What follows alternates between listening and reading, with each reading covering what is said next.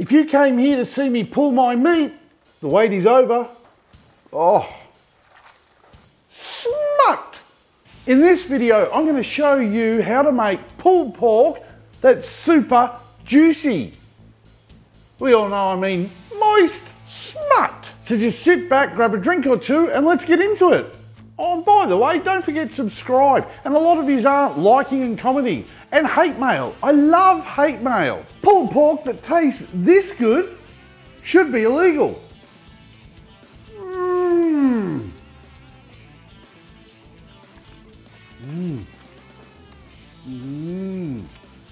No, you've taken it too far. That's worse than smut, that's vulgar. For today's cook, I want to use a pork collar. And here's one a pig made earlier. And as always, Mick the Master Butcher out of Gippsland Premium Meats gave me a kettle and a pork collar. Now to start prepping our pork collar, we're going to need some gloves. They're easy enough to apply, but if you don't know how to put on gloves, you're on the wrong channel. Now to start prepping your pork collar, you're going to need a knife. And everyone's been asking me, what's that knife roll? Well, it's a Macca knife roll, handmade by Macca himself in Tasmania, Australia.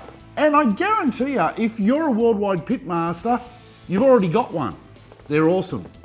Now, select your favourite trimming knife, and then we're just going to remove any excess fat or silver skin, because no one wants to eat that. Ew. Now, how aggressive you go on the trim is purely up to you.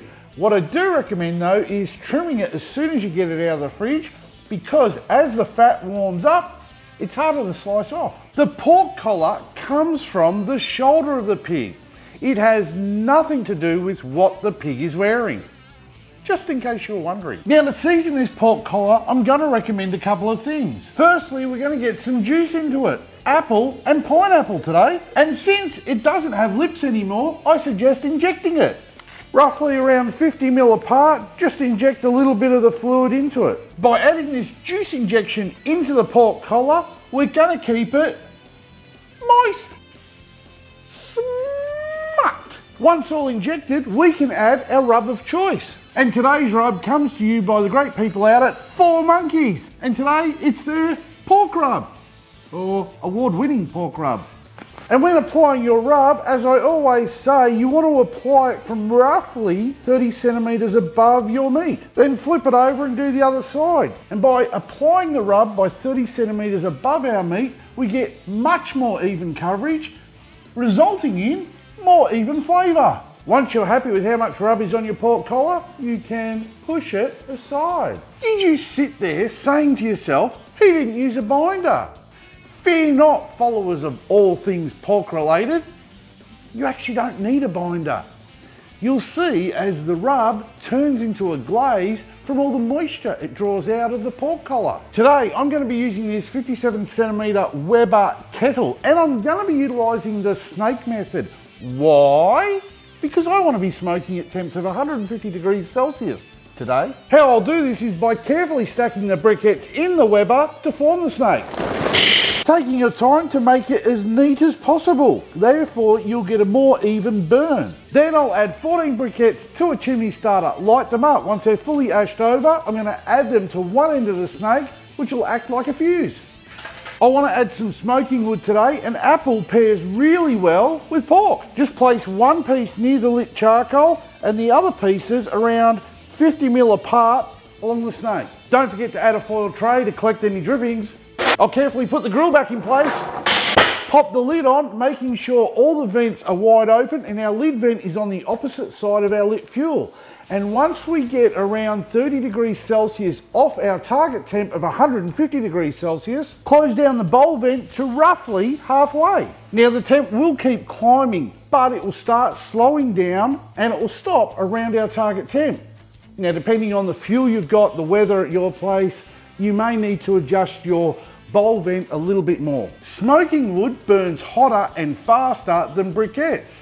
That's why we want to leave a gap between each one when placing them around your snake. The Weber's at temp so we can get the pork collar in. See how the rub has turned to a glaze? As if like Magic. Place a temp probe into the thickest part of the pork collar now, and then place it on the grill as far away from the lit fuel as possible, but trying to keep it over the forward tray. Pop the lid back on, making sure that lid vent is over our food. Why? Because it's going to draw the heat and smoke over it. Simple. Now just set your probe to 71 degrees Celsius and go and find yourself something to do for a couple of hours. The pork collar won't be done when it reaches 71 degrees Celsius internally. It's just ready for the next stage of the cook. Trust me, I'm wearing a white coat and glasses. And bang, just like that, we've hit 71 degrees. It's looking pretty good, but we're not done yet. Just take out the probe and we're just gonna place it on 2 pieces of foil. And then just give it a quick spritz with my special spritzing formula, which is 3 equal parts of the juice we used before. Yeah. Now just wrap it up nice and tight like a cuddle you'd get off a cellmate called Bubba. Smut, with a dash of holy water. Stick the probe back in, then place it back in the Weber, making sure it's on the opposite side of our lit fuel. Pop the lid back on, set the probe to 97 degrees Celsius, and go and amuse yourself for a couple more hours. By wrapping the pork collar up in foil, we are doing 2 things. We are speeding up the cooking process and we are retaining all those juices to keep it moist. Smut! The probe's here, 97 degrees Celsius. So, best we open up this foil and see how the pork collar's probing. Now be careful because there will be a lot of steam.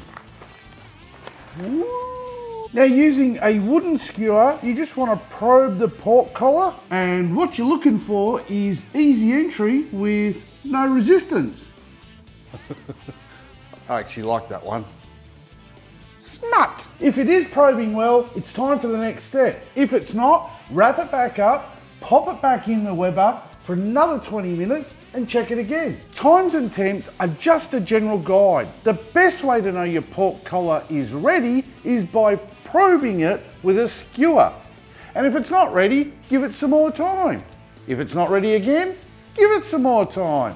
No 2 pork collars are going to cook exactly the same way. Once your pork collar is probing right, we can prep it for the next part of the cook.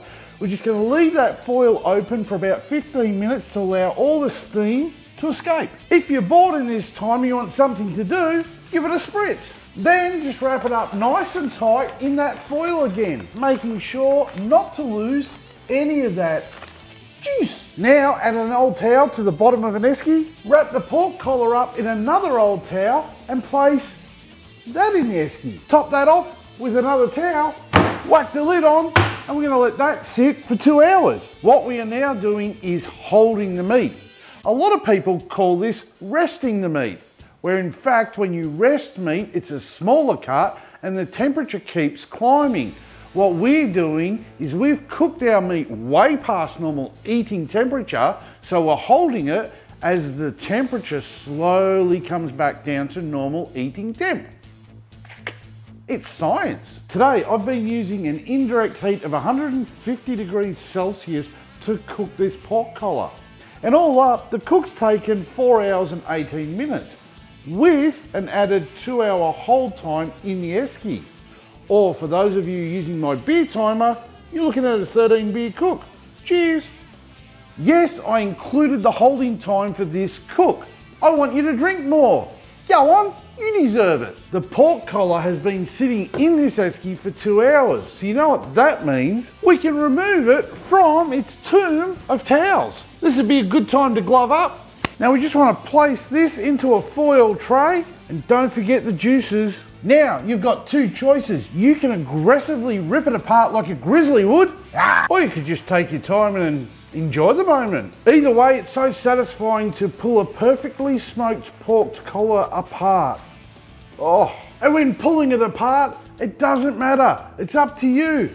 I don't really like to go too aggressively on mine. I just go through it, pick out any bits of fat and leave it sort of chunky. It doesn't get much better than that. Well, it does actually. We could have smoked a brisket, but then you would have gone, hang on, I clicked on this video wanting to see how to do pulled pork, not how to cook a brisket.